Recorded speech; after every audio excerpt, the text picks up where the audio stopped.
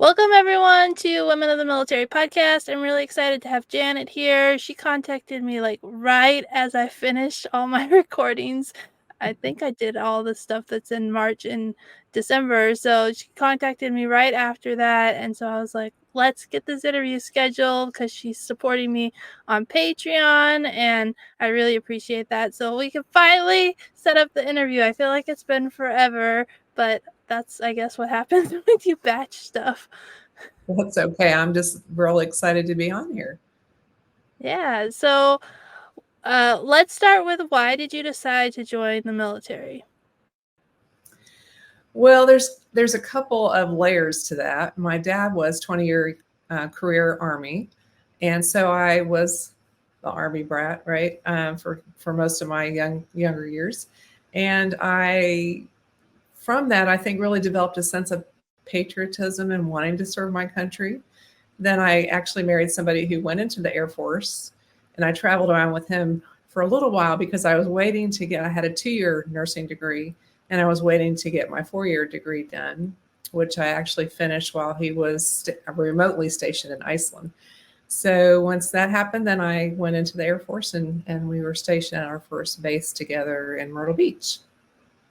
Awesome. So you decided to join the Air Force, and you went in as a nurse. And so what was the process for, is there a special officer training for nurses, or what was that process like? Not really. Pretty much all officers trained together compared to enlisted people. My husband really, gave me a hard time about that we had it made, because we'd have to do all the stuff he had to do. But yeah, you're pretty much put in all together. Didn't really matter medically or not, but just so that you could learn, the ins and outs of being an officer and what that entitled. And yeah, so it was fairly easy training. Certainly different from anything I had experienced in my nursing career up until then, but definitely gave you the ropes on what to do, what not to do as an officer.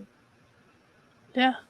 Well, it's interesting because I know today that if you join in the medical or the legal, I'm trying to think of what other career fields, they have a specialized training just for those career fields, and then they have an officer training for different career fields. So it's changed a lot since when you joined. But it's really interesting to hear about how different things are and how quickly things change. Well, that was quite a few years ago. I went in 1986, so it's been a few years since all that happened. Yeah, just a few years. Yeah, just a few years. So you were already connected to military life, but then your husband's was enlisted and you were an officer. So what was that dynamic like? Well, it was interesting because we were already married for many years when I became active duty. So they knew he was enlisted, and they took me because they needed nurses. So for the most part, really, there wasn't any issue because I was at the hospital. He was flight line.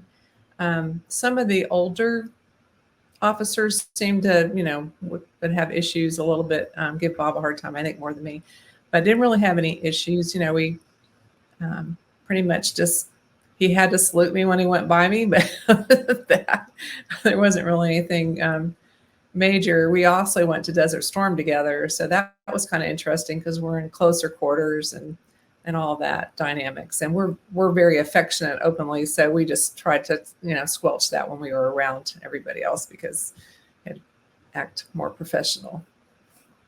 I was going to ask about Desert Storm because you said 1986, and then I was like, boom, boom, boom.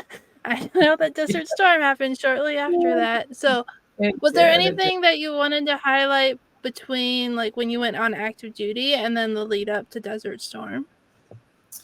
It was interesting because I was working intensive care nursing out in California when I went into the Air Force, and we got stationed at Myrtle Beach. So I went from, really high intensity nursing to a small base at Myrtle Beach that didn't have ICU at all, intensive care unit. So I was back to a med surg floor, where I had started many years before. So that was kind of a really big change for me. I was really active in teaching things because I was always teaching advanced life supports and those kinds of things, ACLS. So I kind of jumped into that to kind of fill some of that wanting to do something more than just standard bedside nursing, which is what I ended up doing again. So, and in that I met two nurse anesthetists who kind of took me under their wings and said, I taught them ACLS, and they're like, you need to be a nurse anesthetist. And I'm like, I don't like the operating room. That was one area when I was in training. I'm like, oh, no, I don't ever want to be in the operating room. But through shadowing them and working towards them, I really realized the autonomy I was maybe missing that could be put back into place by doing anesthesia. So I had planned to go in, and I was actually applied for AFIT, for the ability to go to school through the military. I applied actually when we were in Desert Storm. The only paper I had camels and stuff on the top of it. So maybe that's why I got in. They felt bad I was at Desert Storm. Like, oh, let's get her in there. But yeah, so that's where I applied from, and then found out pretty quickly afterwards that I got accepted to that. So the transition was from going from Myrtle Beach to Desert Storm was very interesting. You know, you have a lot of, I don't know what other people have talked about with that, but you have a lot of buildup of your training and just your facilities and stuff when you first get over there. And then you're training, waiting for something to happen. And then the war starts. And thank God there were not a lot of casualties. Probably the majority of the people that we saw, we were at King Fahd International Airport, which was the closest base to Kuwait, where the A-10s were, and the Warthogs. The Saudis called it flying death, I think was their term for those planes, because they were really slow and they did a lot of damage. But anyway, just all that buildup and waiting, and then the war started, and just a blessing that there weren't more injuries and stuff. So that part, I ran the emergency room there, which mostly dealt with triaging people, where they would go with their casualties. So that's what I did over there. But lots of interesting things happened in Desert Storm. And to be honest with you, I just really felt that God was protecting us to so much degree. We had bombs being launched off our A-10 into a revetment wall that didn't explode. Somebody else pickled off something into a bomb dump and didn't explode all the bombs. I mean, things like that you could really have been catastrophic weren't. And so it was just really a blessing for that. Yeah, that sounds a little bit scary, right? I mean, that's scary stuff.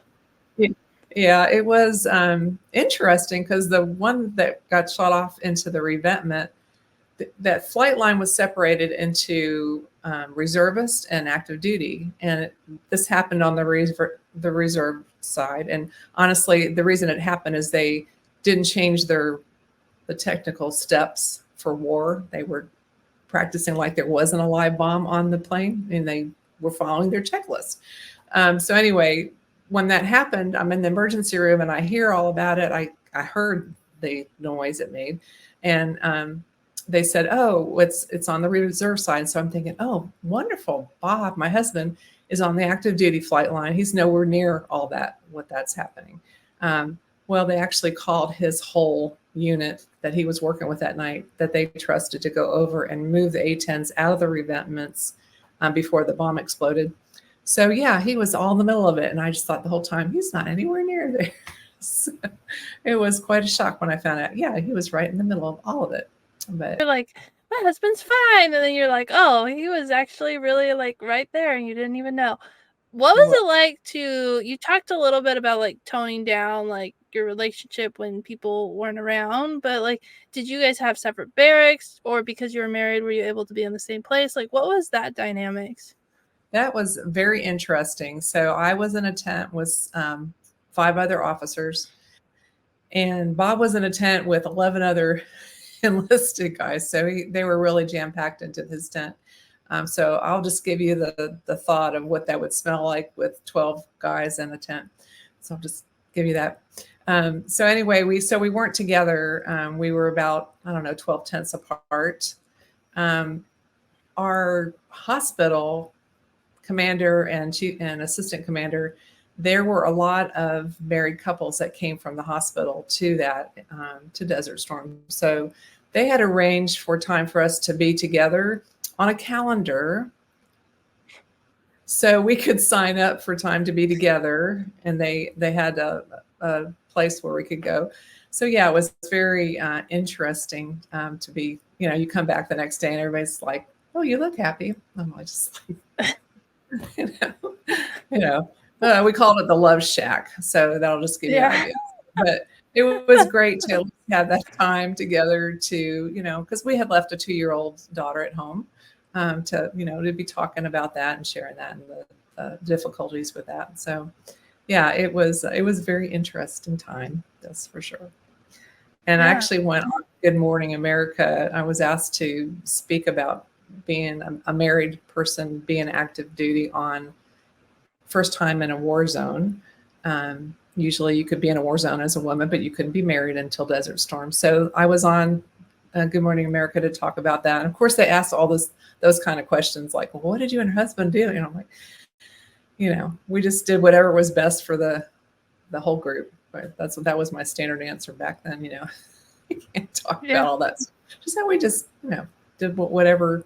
Because they were like, well, if one of you could go back home to be with your child, who would that be? And of course, I'm like, the mother goes back home, right? But no, really, it's whatever serves the military the best. Right. If they needed me more or they needed Bob more, then the other one would go back. But of course, neither one of us went back. We were there for about 8 months. Okay. And did you have your family care plan in place? And like, how did that? I mean, because I've heard stories, it was like really quick. And if you think about it today with like a cell phone, I was telling my kids, I was like, yeah, when I was growing up, you'd go to Disneyland and you wouldn't have a phone. And like, how would you find people? And so it's like funny because even though like I grew up with that, I'm like, how did we do that? And so it's kind of crazy to hear like with how quickly like the deployment orders came down, Mm. how Yeah, people it were was. able to like find family and do all that stuff. So what was that like? We, of course, did have a plan in place. I think when you're making those plans, especially back then, not so much now. I think people realize it can definitely happen now more so than ever. But back then, you really didn't think, oh, this is not probably ever going to happen. But you had a plan in place, and my plan was for our daughter to go down to Florida with relatives. And so when we found out, Bob actually deployed about a month ahead of me. So while he deployed, I was getting things situated with her and getting her to Florida, and then I deployed. So we had about a month apart. 3 weeks, four Okay. weeks, something like that. So yeah, we got that all settled well, and she had a blast. She loved it. And every time they would ask, "Well, where's your mom and dad?" She would say TDY. She thought we were, and she'd point to the sky. She thought we were on the airplane for 8 months, circling, I guess. So it was kind of So cute. But she she was had a just like, blast down there with all her. that's funny. She's like, they're in the sky. I Yeah, don't need to yeah, worry about.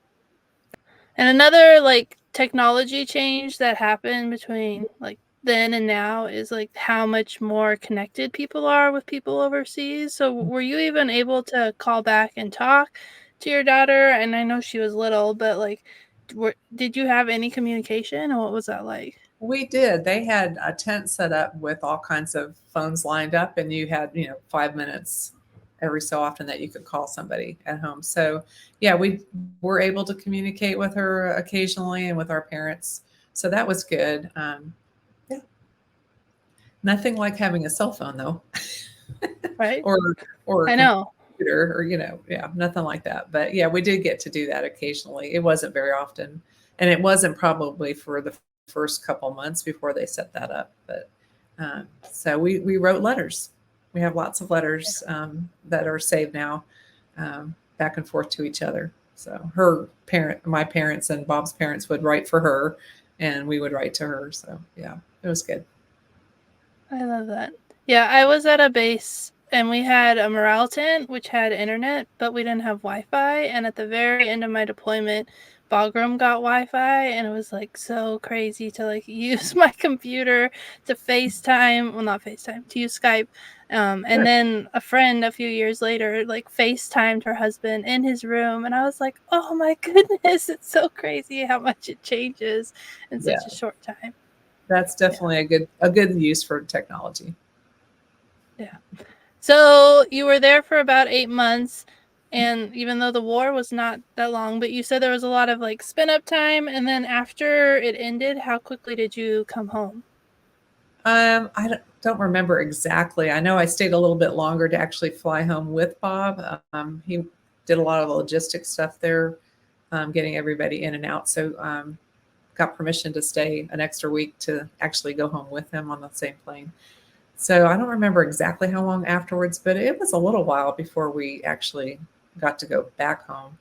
Um, yeah, it wasn't immediate once the war was done. Yeah. There was, you're still moving equipment and taking things apart and stuff like that. So we had to take Yeah, out I down the mean, whole portable hospital had to be put back together and sent on a plane. you have to, it takes all the time to build it up and then all the time to take it down. And it makes a lot of sense. Yeah, it does. So you came back, you were reunited with your daughter, and were you guys still living in California then? Or had you moved? No, we were still in Myrtle Beach, and then I was accepted into anesthesia school. We went to San Antonio for the didactic part at the University of Texas Health Science Center. And then Bob actually came with me. And then we were getting ready to go to California to Travis for the rest of my clinicals. And they all of a sudden said they wouldn't send him. He had to cross train or get out. So he said, well, I'll cross train if I can go where she's going. And of course, they wouldn't guarantee that. So he got out at that point because we didn't want to separate the family again. And I would be, 12 to 14-hour days in training. So it just wouldn't have worked out very well. So he stayed home for that last year of my training and took care of her and took care of me. So that was really good that was able to happen. He said that was the hardest job he ever had that year. Taking care of full-time mom and dad. Yeah. Yeah, it's a lot of work. So It is. yeah, so you had put in your application while you were deployed, and then you started school, and then you had more school in California at Travis, which they have a hospital there, right? Yes, they have a med center there. Yeah. So at Travis, one day I was a resident in training. The next day I graduated, and the day after that I was an instructor for anesthesia. So only in the military, right? So that worked out really well. I got to stay there another 4 years, so I spent quite a bit of time there at Travis. And then went from there to South Dakota. That was my last base. Quite a different state as far as climate and all that goes, but beautiful out there, and got to really explore the West while we lived there, and got a lot more training, time under my belt for anesthesia. And then decided to get out of the military. I was selected for major.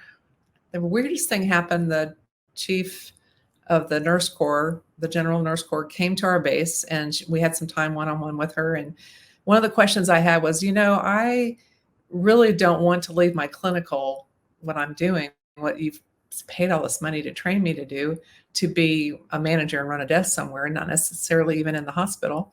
And she said, well, there never will be a clinical track for advancement past major. You have to go the management track. So that happened, and that kind of was a little bit hard for me to hear, because I really loved doing anesthesia. That's what I wanted to stay doing, and I want to take a big break in my time from that. And then my dad passed away really unexpectedly. So between those two things, decided to get out, and we landed in Maryville, Tennessee, which was a hard decision because our whole married life, the military told us where to go and where to live. So we finally decided on Maryville, which is a great little city outside of Knoxville. And that's where I practiced the rest of my career so I ended 42 years of nursing. I ended last January, and now am just doing a business to help people's health in a different way. Awesome. So you had been, how long had you been in the military? About 10? Actually, 10, almost 12 13 years? years. Yeah, Okay. 12 and a half, 12 and 3/4 years. So yeah. Okay. Yeah, And then everybody's like, you, "Well, stay and retire." I'm like, "Well, because life happens, and you have to make these decisions." So, and it really was the best decision. Our kids could finish being raised in one town that they grew to love, and yeah, it was all good. So, yeah, yeah, I think sometimes people are like, but you're so close to retirement. You're like, I'm also very far away. yeah, And that especially, almost 7 years. Yeah, if your passion was like to do the clinical stuff and you knew that you were going to get taken out of that, and then if you wanted to go back to nursing after you retired, it would be kind of harder because you would have, stepped away. Exactly. Yeah, and I really loved the art of doing anesthesia. I really loved it. In fact, I would still probably be practicing some, except that the politics and stuff in hospitals, after so many years, I'm like, okay, I've had enough fun. I'm just gonna retire. And plus, Lifewave dropped in my lap. I came back from Desert Storm and got really sick. So a lot of veterans ended up with what's called Gulf War syndrome now, which has lots of components to it. And I really had a lot of issues with nerve issues, chronic pain and muscle pain and joint pain from some autoimmune stuff that developed, sleep disturbances, colon issues, which eventually led to colon cancer. So all kinds of issues that I really tried for 25 plus years to find natural ways to heal. I didn't want to be on a bunch of medications. I gave really strong drugs and used big needles, but I didn't want to have them on myself. So I was always searching, and I used a lot of different things over the years that would help the symptoms, but didn't get to the root cause and actually heal things in my body until I found Lifewave. And since I had such amazing results, I'm like, well, how can I not tell people about this? So it's very, I don't know if you've heard of it before, but it's very amazing technology. I was very skeptical at first when I heard about it because it's a patch that you wear on your skin, and you think, how can this patch activate my stem cells to work again? It just sounded too good to be true. But when I did a deep dive into the company and the studies, which were well done, double blind, good studies, I was like, okay, this makes sense. It activates a copper peptide that they've known activates stem cells, and that's how it works. So it's pretty simple technology. It's phototherapy, kind of like when you go out into the sun and that wavelength of light starts the process of vitamin D. It's the same idea, except your body is the source of infrared heat that activates that phototherapy, that wavelength of light. So I had great results. So I'm like, how can I not share this with people? So then I started doing that about 2 years ago, and it's just been amazing to see people have some healing results and just have a better quality of life and have their energy and their health back to where it used to be. So it's been really kind of fun because I get to see people and work with them over time and build relationships, not just, see them in the operating room and build some trust with them in 10 or 15 minutes, put them out, and then wake them up and see they're on their way, unless it was somebody I knew that I was working on. So yeah, it's just a whole different process, but I'm still using my nursing skills to help people identify what issues they have that might be helped with what patch. Not that I'm diagnosing anything, just trying to get them the best product that they might need to heal the quickest. So yeah, it's just been a lot. It's been great fun, and my husband and I do it together, so that makes it even better that we're building all this together. It's fun. That's awesome. That's awesome. I love that you found something that you're passionate about and you can continue to like tap into the nursing aspect and your history, but also like try something new and not have the politics of like a hospital and all the stuff that Yes. goes along with that. And so that sounds really cool. And I think it is really important to talk about some of the issues that veterans have from being deployed either during Gulf War or during, Operation Enduring Freedom or Operation Iraqi Freedom, and I did an episode last year, I think it was yeah, last year about the PACT Act, and I finally filed my disability claim, and it's Yeah. so important that we, use the VA resources, but then also find, other natural resources that can help us. Right. Yeah, I actually had quite a bit of disability from it and originally, and then just did the PACT Act to add on the colon cancer because that was never gastrointestinal cancers were never on the list until recently for that PACT Act. So yeah, anytime there was any kind of chemical exposure, and we had burning oil fields for many days, and the tar was so thick it blotted out the sun. That's how much was in the air. So we're, inhaling all that into us and absorbing into our skin. So it was, really kind of sad that it took so long to honestly for the government to say, yeah, there is a bunch of issues that are coming out of that. What I love about Lifeway patches is they're healing naturally, and they also help with emotional issues, anxiety, depression, post-traumatic stress. People on the spectrum have some really good results from it. So just helping people in that way. Bob and I have a really huge why of why we're wanting to build this business to a bigger platform is because we want to be able to give free patches to veterans who can't afford their own patches. So that's our really big why of why we're doing this. Because one of my kids is like, Mom, can you just not relax and just not, you worked hard your whole life, just relax and don't be doing stuff all the time. And I said, well, you need purpose in your life. And if without purpose, I think, God put us on this earth for purpose, not just to be here. So to me, that's my big purpose, is to help fellow veterans that, really need help. We lose way too many veterans every day to suicide. So to be able to make some small dent in that, we're doing a little bit of that locally, giving some free patches, but we really want to have a big reach nationwide. So that's the big why. That's awesome. I love hearing that you guys have, like, that why behind your mission, and the fact that your kids are like, "Just chill out and you enjoy your retirement." But I think it's good. My mom retired a few years ago, and now she's a crazy flower lady, and she's helping me, like, grow my garden, but she, like, loves what she's doing, and she does it so she can give bouquets away, and she taught for, like, so many years, and now she's starting to teach people, and so it's, like, really cool that she found something she's super passionate about, and it Exactly. relates to teaching a little bit, but Mhm. it's also something totally different, and I think a lot of people, when they retire, they're like they wanna do something, but they don't know what to do, and they also feel like, "Oh, you're supposed to relax." It's like, "Yeah, but you can relax and still, So, do something." yeah. I think the one thing that I love about it is it's on my own time. So, like, my mom recently passed away. So, when I needed to take off a bunch of time and do what I needed to do for that, I'm not having to ask anybody for time Right. off.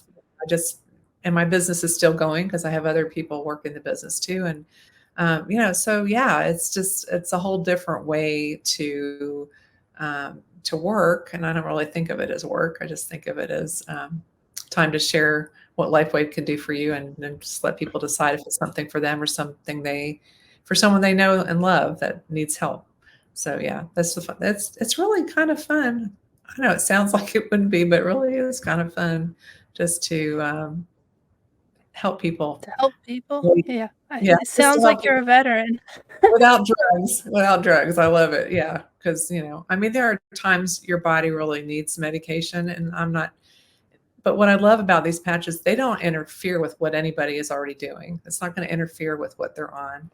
Um, but it may actually get them off some medications, which is kind of good. Right.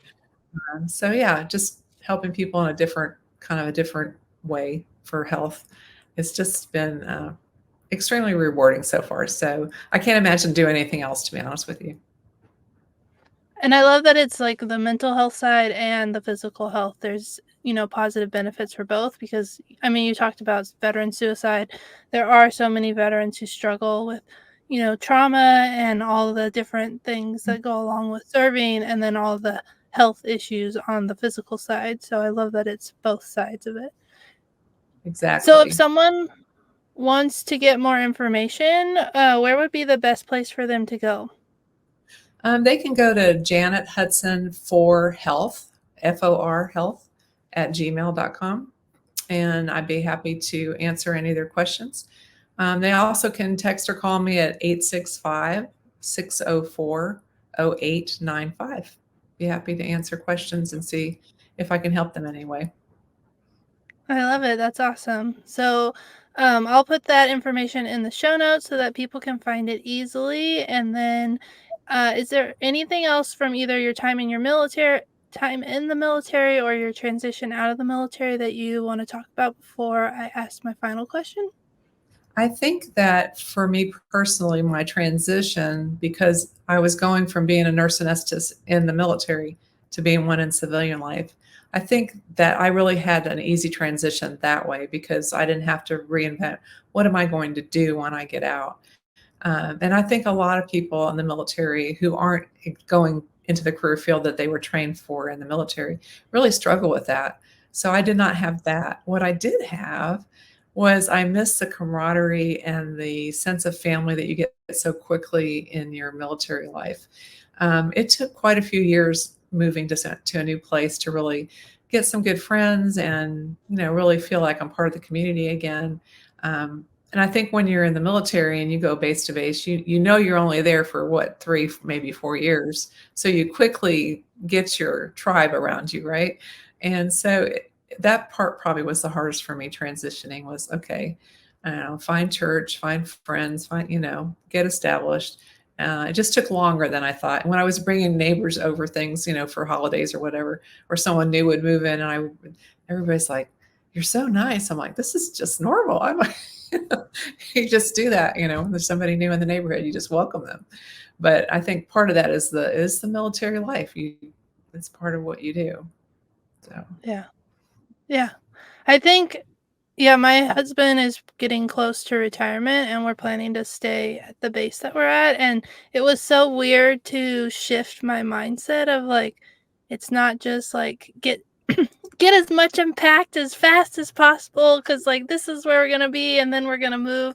Like we're yeah, planning on staying here. We bought a house and it's just so weird to like shift your thinking. And I'm sure when my husband leaves the military officially and like he's done, it'll be another shift because we won't be, in the military and everything will be different. So yeah, yes, yeah, I think it that's is. the hard part of, like, transition is there's 2 pieces, like, finding a job and a career and the, like, emotional aspect, and not enough people talk about that.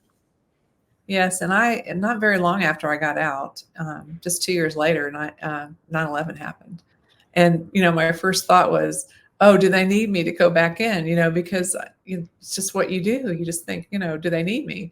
And, my husband's like, "They do not need you. You are not going back." So, uh, but that, I think that's a normal response for people who have served their country. You just want to do everything you can when something bad's happening. Yeah, I mean, especially September 11th, it sparked so many people to join the military, and then if you had just gotten out and you're still in that, like, emotional transition phase, and then you're like, "Well, I could just go right back, and then it would solve everything." Yes.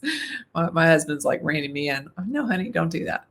So, That's when I was uh, looking to go back into through the guard and the reserves, and my husband was like, "No, no." He's like, "You're gonna deploy, I'm gonna be on my own, I no." yeah, that's kind of was Bob's thought. He's like, "No, we have 2 kids here to deal with. No, we're not doing that." So, but, you do kind of have those thoughts because you want to help in any way that you can.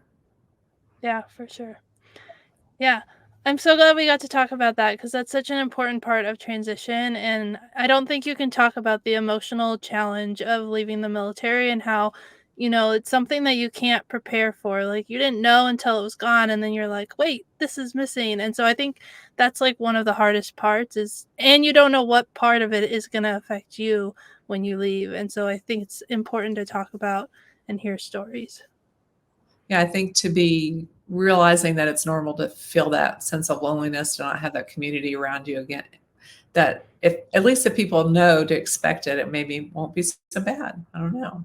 It's Yeah. kind of helpful to Well, have. and hopefully they'll get connected with veteran organizations and start connecting with veterans because I think that's one of the things that I didn't have. I didn't have other veterans to talk to, and I felt like I was transitioning wrong because I was feeling all these emotions. And then I started talking to people and I was like, "Oh, this is normal. I'm normal." And so Yes, you are normal, yes. Well, we've also gotten really active in veterans organizations here locally, and um, we serve a bunch of breakfasts on Saturdays to veterans, and then we have some evening things that feed them, but also usually at breweries. So that seems to attract more of the younger crowd of veterans that have gotten out, which is good. So we're getting a little bit of both, doing those 2 things with our organization. So yeah, it's good. And it's just building community. That's all our focus is on, is building community. Because if people feel that they are part of something, then they won't want to leave that. So that's all part yeah. of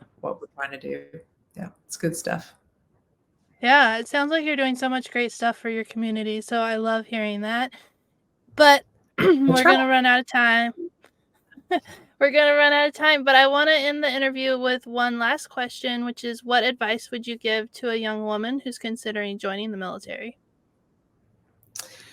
Well, I think the biggest thing is to maybe decide if it's what's the reason you're going in. Is the reason you want to serve your country, or are you looking for educational benefits, which are certainly good, if you're wanting to get your degree in something, or further your education. Um, and also to be, I don't know what the right word is, to be accepting of the changes that are going on, that things that maybe you can't control, but just to go with the flow, because it really is worth it. But sometimes you might think, oh, what have I got myself into? Especially if you're someone who, doesn't like to take direction from other people.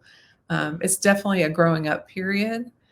I was older when I went in, so didn't have so much issue with that. But I think for younger people going in, it can be a very amazing period of growth, um, both in their mental growth and their physical growth. So I think, if that's something that appeals to them, to go for it.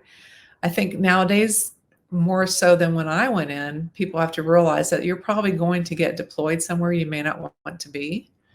So that's definitely an issue I would think of. I've got to tell you, my son, when he was younger, came to me one day and he was just really acting weird. I'm like, Tyler, what's up? And he's like, our whole family is military, but I don't want to go in the military. He was just practically in tears. And I'm like, it's okay, honey. As a mom, I don't really want you to go in the military. So it's okay, because things have definitely changed in our world. People are deploying and deploying more often. So, those are things to look at. But a lot of times it's a very rewarding career. So, take all those things into account and make a decision. I think that's great advice, and it's so important to know, like, why you're joining and then to know, like, the risk of, like, how the military is Yeah. gonna control your life, if you might deploy, all these things that you need to think about, and it's a, 4, 6-year commitment, so it's not just something you can be like, "Eh, this isn't for me." You have that Right. time committed, and so, Right. yeah. And I Right. think the more you think about why you're joining when you're joining, especially if it's like for education, you can start using those education benefits while you're still in, and you can start preparing for, transition when you're planning on getting out, looking at schools and having a plan. And so I think it's so important to think about, all those things. Yes, absolutely. Well, I appreciate you so much having me on today, Amanda. It was great. Thanks so much for being on. I'm really glad we got to do this interview. I am too. Thanks so much.